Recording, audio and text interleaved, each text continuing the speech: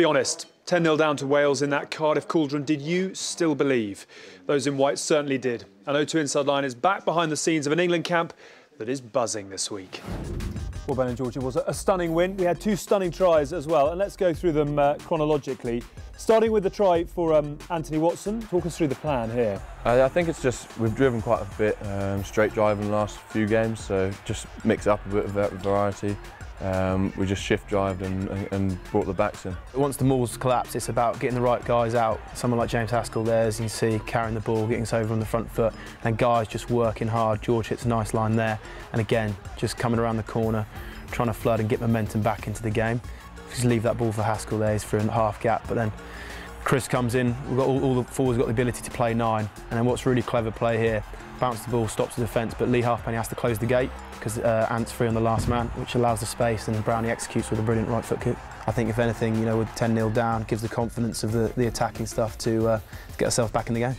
And we'll have a look at the second try as well. We're actually going to join it on phase 14, so already a huge amount of hard work's been done here. I think straight after half-time, you know, both teams come out pretty far in, and I think to capitalise and you know, get points back on the board immediately is a huge factor. It's just good patience by the boys. I think the commitment at the breakdown. You know, when it gets to someone like JJ here in space, that outside step, and you know, that's just playing there. That's you know, you're not coached to do that. That's just something very special, and you know, continued his great form from the start of the season. A huge amount of confidence taken from Cardiff. What is key to making sure that is harnessed in the right way? You know, we don't want to certainly let ourselves down after a great performance this weekend. We don't want to take a step backwards from where we kicked off. So, as I say, I think the coaches will be beating the drum and making sure that you know, we're back at home at Twickenham and we put in a good performance. It was great to watch on Friday. Hope it is again on Saturday. George, well done. And likewise, thanks a lot.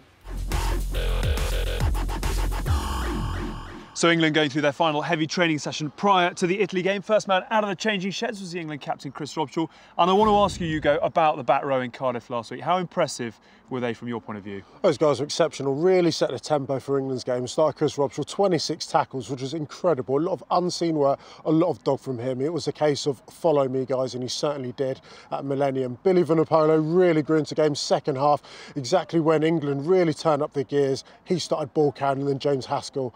Unbelievable amount of dog from that guy. Everything he's shown for Wasps this season, if not for that 6-foot post getting in his way, would have been a try-scoring game as well for him. Certainly would have done. And in terms of obviously looking ahead to Italy now, the half-back combination, what for you would represent a step forward for Ben Youngs and George Ford on Saturday? Well, the guy started so well. Ben Youngs, his control, his sniping ability, putting guys through holes, and George Ford, we talk about a guy who's pretty young, only 7 caps, so much maturity from them. Same again for those guys. Really to control the game. Everyone expects England to blast Italy, but it's got to start with that foundation.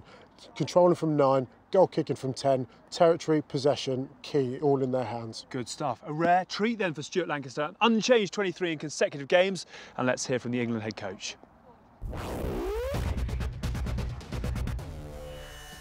We need to make sure we start better and don't put ourselves under pressure. You know, we give easy points away. But also building on the discipline that we showed, I thought, throughout the game, particularly in the second half, we gave virtually no opportunities away. And the simple things done well, I think, is the overriding message I've given the players this week.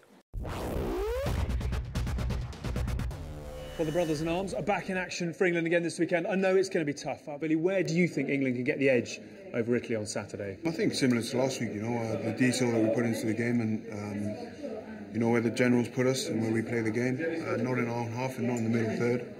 It's important that we play in the right areas and wear them down like Ireland did last week. And Mako, first game at home in a World Cup year, what are you expecting from this Twickenham crowd? Same as last week, really, I think. When we as players, last 20 minutes we hear swing low, swing chariot.